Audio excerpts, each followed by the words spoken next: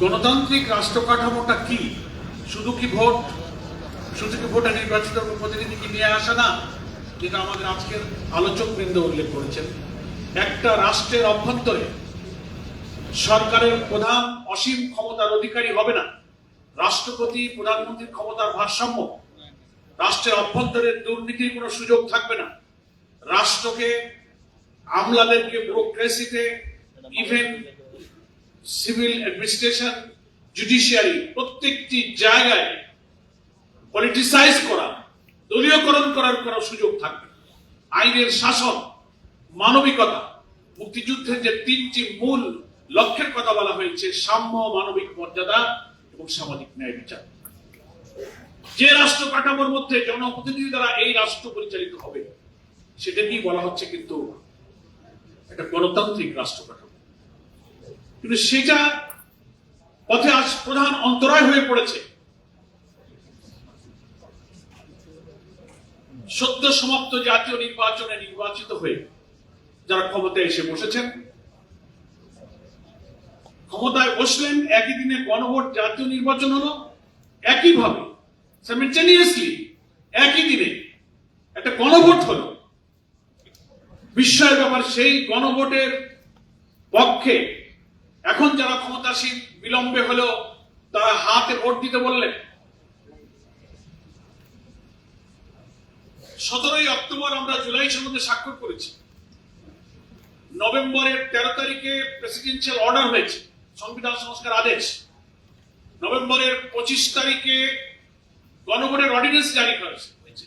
ফেব্রুয়ারির 12 তারিখে ইলেকশন হয়েছে, একই দিনে দুটো।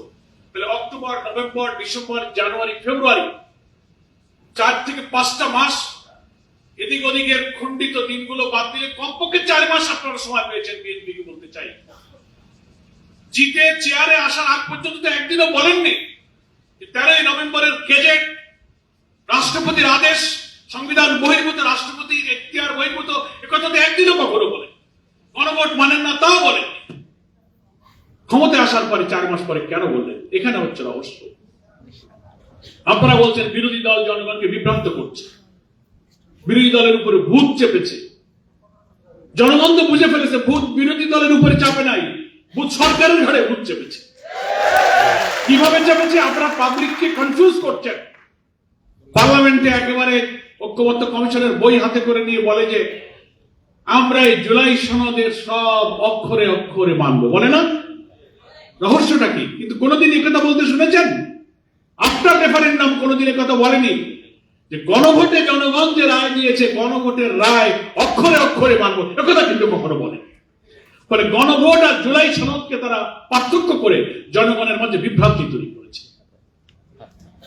প্রেসিডেন্সিয়াল অর্ডারটাকে ওনারা পার্লামেন্টে, মাননীয় স্বরাষ্ট্রমন্ত্রী বলেছেন, এটা হচ্ছে জনগণের সাথে অন্তহীন প্রতারণা। এটাই যদি অন্তহীন প্রতারণা হয়, 4-5 মাস পর যে কথা আপনি বলেননি, মনের মধ্যে কয় না, খাওয়া দাওয়া যদি বদহজম হয়, অনেক সময় ঢেকুর দিয়ে তা কিন্তু বেরোয় যায়।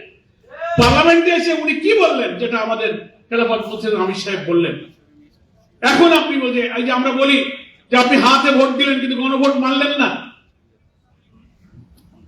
শুভঙ্করের ফাঁকিটা হচ্ছে জুলাই সনদ ওনারা অক্ষর অক্ষরে মানবেন, তার অর্থ হলো গুরুত্বপূর্ণ 48টি সাংবিধানিক পরিবর্তনের ব্যাপারে অন্তত 10টা জায়গায় ওনাদের নোট অফ ডিসেন্ট আছে। ছোটখাটো ধারা উপধারা দফা মিলালে সেই 10টা নোট অফ ডিসেন্ট এত ইম্পর্টেন্ট, যার কিছু অংশ মামুন ভাই বলেছেন। প্রধানমন্ত্রী দলীয় প্রধান থাকবেন না, পিআর পদ্ধতিতে উচ্চকক্ষ হবে। তত্ত্বাবধায়ক সরকার পদ্ধতির মধ্যে যতগুলো র্যাঙ্ক এন্ড চয়েসের ব্যাপারে যে সমস্ত সাব ক্লজ করেছে, তার একটা নোট অফ ডিসেন্ট দিয়েছেন। সমস্ত চুক্তি, আন্তর্জাতিক আইনগুলো উচ্চকক্ষ নিম্নকক্ষে অনুমোদিত হতে হবে। Public service commission, anti corruption commission, auditor general, controller general, 5টা থেকে 6টা কনস্টিটিউশনাল পোস্ট, সাংবিধানিক পদ, যেখানে সরকারি চাকরি বাকরি, ক্যাডার সার্ভিস নির্দলীয় নিরপেক্ষভাবে মেধার ভিত্তিতে নিয়োগের দাবিতে আমার তরুণ সমাজ বিশ্ববিদ্যালয়ে যে সহস্রাধিক লোক জীবন দিল, দলীয় লোকেরা যেন নিয়োগ না পায়, নিরপেক্ষ নিয়োগ হয়, সেই জন্য পাবলিক সার্ভিস কমিশনে ইভেন জুডিশিয়ারিতে চিফ জাস্টিস নিয়োগ, সুপ্রিম কোর্টের বিচারপতি নিয়োগ, এই সব ক্ষেত্রে সংস্কার কমিশনে বলা হয়েছে যে একটা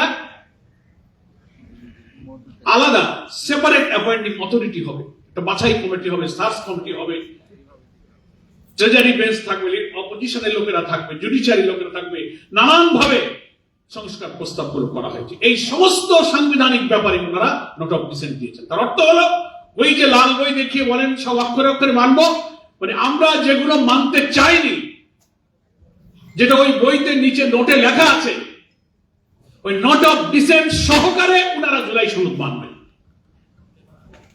গণভোট মানবেন তা বলেন না। কেন বলেন না? গণভোটে যে ব্যালটে 4টি প্রশ্ন করা হয়েছে, সেই প্রশ্নে উচ্চকক্ষে পিআর, সাংবিধানিক পরিবর্তনের সব কথার ব্যাপারে 5 কোটি মানুষ ভোট দিয়ে গণভোটের পক্ষে হা বলেছে। এটা ওনারা কেন বলেন না? যে গণভোটের ব্যালটে কিন্তু নোট অফ ডিসেন্ট নাই। সমস্ত নোট অফ ডিসেন্ট খালি বিএনপি দিয়েছে, জামাত ইসলামী দিয়েছে, অন্যান্য দল, প্রায় সব দল 2-1টা নোট অফ ডিসেন্ট আমাদেরও ছিল। কিন্তু ঐকমত্য কমিশন যে 84টি সংস্কার প্রস্তাবের মধ্যে 48টি হচ্ছে সাংবিধানিক, আর বাকিগুলো অ্যাডমিনিস্ট্রেটিভ অর্ডার অথবা অর্ডিন্যান্স করে কার্যকরী করা যায়, সংবিধানের আইন পরিবর্তন লাগে না। এই 48টি সাংবিধানিক পরিবর্তনের নোট অফ ডিসেন্ট ছাড়া ঐকমত্য কমিশন এবং প্রেসিডেন্সিয়াল অর্ডারে যে গণভোট তৈরি হয়েছে 13 নভেম্বরের যে গেজেট এখানে আছে, সেখানে সেই ব্যালটের মধ্যে কোনো নোট অফ ডিসেন্ট নাই। জুলাই সনদের ওই বইটা যেখানে যেখানে আপনারা নোট অফ ডিসেন্ট দিয়েছেন বিএনপি বা আমরা দিয়েছি, 4টি প্রশ্নে যে গণভোট তার সেখানে একটাতেও কোনো নোট অফ ডিসেন্ট নাই। তার অর্থ হলো 5 কোটি মানুষ, 70% লোক ভোট দিয়ে নোট অফ ডিসেন্টকে খারিজ করে দিয়ে সংস্কারের 48টি পরিবর্তনের পক্ষে জনগণ কিন্তু ভোট দিয়েছে। শুধু জনগণ নয়, প্রধানমন্ত্রী তারেক রহমান সাহেব নিশ্চয়ই ভোট দিয়েছেন গণভোটে। টেলিভিশনে দেখা গিয়েছে 12 তারিখ উনি ভোট কেন্দ্রে গিয়েছেন, হাতে ভোট দিতে বলেছেন। তাহলে আমরা নিশ্চয়ই সুধারণা করব যে প্রধানমন্ত্রী মুখে যা বলেছেন হাতে ভোট দিতে, উনিও তাহলে হাতে ভোট দিয়েছেন। রাষ্ট্রপতি হাতে ভোট দিয়েছেন। হাতে ভোট দেওয়ার অর্থ হলো 84টি সংস্কারের পক্ষে আপনি মতামত দিয়েছেন। আপনি কি আজকে পার্লামেন্টে দাঁড়িয়ে আপনার দেওয়া ভোটের বিরুদ্ধে আপনি অবস্থান গ্রহণ করবেন? আপনার রায়কে আপনি ইগনোর করবেন? এটাই তো অন্তহীন প্রতারণা, নাকি বলেন? আপনি জুলাই সনদ মানার কথা বলেন, তার শুভঙ্করের ফাঁকি হলো জুলাই সনদ মানলে আপনাদের 10টি সাংবিধানিক পরিবর্তন নোট অফ ডিসেন্ট সহ মানতে বলতেছেন জনগণকে, আর গণভোট মানলে উইদাউট নোট অফ ডিসেন্ট আপনাকে সাংবিধানিক সংস্কার মানতে হবে। আপনি যদি সাংবিধানিক এই পরিবর্তন না মানেন, আজকে এনসিপির কনভেনশনের যে মূল প্রতিপাদ্য গণতান্ত্রিক রাষ্ট্র কাঠামো বানাতে গেলে দুর্নীতি, জুলুম, নির্যাতন, লুটপাট, সন্ত্রাস, সহিংসতা, আইনের শাসনের ব্যতিক্রম, দলীয়করণ, এই সব কিছু প্রশাসনে যে বাসা বেঁধেছে। নিয়োগের ব্যাপারে প্রধানমন্ত্রীকে অসীম ক্ষমতা দেওয়া হয়েছে, একেবারে জুডিশিয়ারি থেকে শুরু করে কনস্টিটিউশনাল সব পোস্টে উনি যা ইচ্ছা করবেন, রাষ্ট্রপতিকে দিয়ে সেই প্রজ্ঞাপন উনি জারি করাবেন। ঐকমত্য কমিশনে বলেছে না, এটা হবে না। এখানে ট্রেজারি বেঞ্চ, অপোজিশন থাকবে, জুডিশিয়ারি অথবা অন্য থার্ড পার্টি থেকে একটা বাছাই কমিটি করে কোথাও কোথাও জুডিশিয়াল অ্যাসোসিয়েশন হবে, নানান পদ্ধতিতে করা হবে। এইটা না মেনে ওনারা জুলাই সনদ মানতে চান, জনগণকে ওনারাই বিভ্রান্ত করছে। এই জন্য আমি ধন্যবাদ জানাই এনসিপি কে। জাতির সামনে ধীরে ধীরে এই জাতীয় কনভেনশন, গোল টেবিল, সেমিনারের মধ্য দিয়ে জাতিকে ওনারা যে বিভ্রান্ত করতে চাচ্ছেন, এই বিভ্রান্তি দূর করে জাতির মগজ পরিষ্কার করে বোঝাতে হবে যে তারাই হচ্ছে গণরায়ের বিরুদ্ধে অবস্থান গ্রহণ করেছে।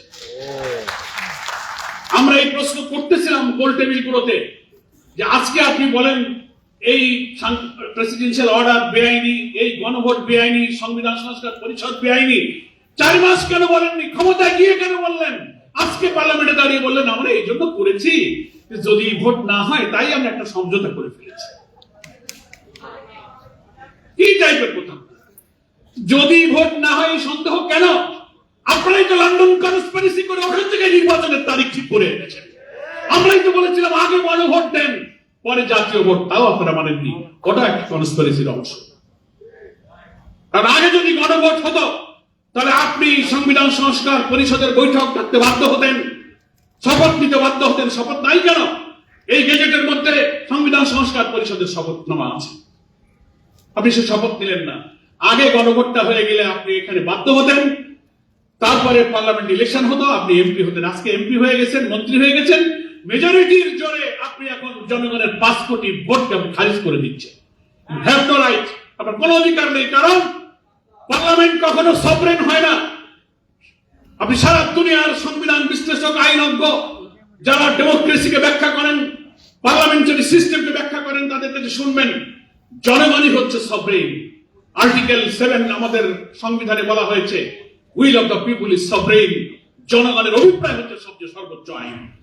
আপনি 300 পার্লামেন্টে গিয়েছেন, আপনি এই জন্য সভরেন নয় যে আপনার আসন থেকে 1 লাখ 1.5 লাখ লোকের আপনাকে ভোট দিয়েছে। আপনি জনগণের ক্ষমতার মালিকের ডেলিগেটেড পাওয়ার নিয়ে পার্লামেন্টে আপনি পাওয়ার এক্সারসাইজ করছেন।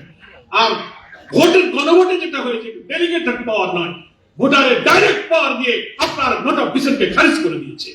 বলে আপনি পার্লামেন্টে ডেলিগেটেড পাওয়ার নিয়ে মতবাড়ি করবেন, আর গণভোটে 5 কোটি মানুষের ডাইরেক্ট ক্ষমতার মালিকরা বলছে না, তোমার নোট অফ ডিসেন্ট চলবে না, এই চোরাচিত সংস্কার বন্ধ।